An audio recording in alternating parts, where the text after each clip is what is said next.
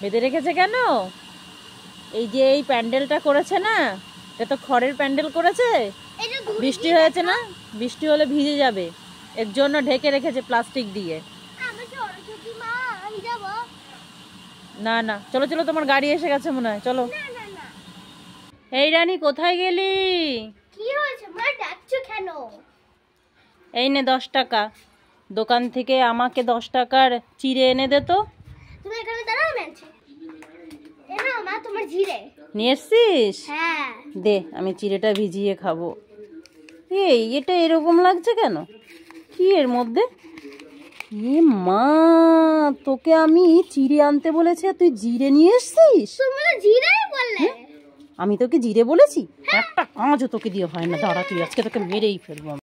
মা দেখো, আমার চুলা চিরুনিটা বেঁধে গেছে, আমি খুলতে পারছি না। খুলতে পারছিস না? তোকে কে বলেছে ওইভাবে চিরুনি দিয়ে মাথা চুড়তে? দাঁড়া দাঁড়া, দেখছি আমি কি করতে পারি, দেখি দেখি। এই মা, কি করে পেঁচিয়েছিস? এইভাবে কেউ মাথা চড়ে? এই নে, আর করবি না তো এরকম। নে, আগে থেকে এরকম করবি না আর।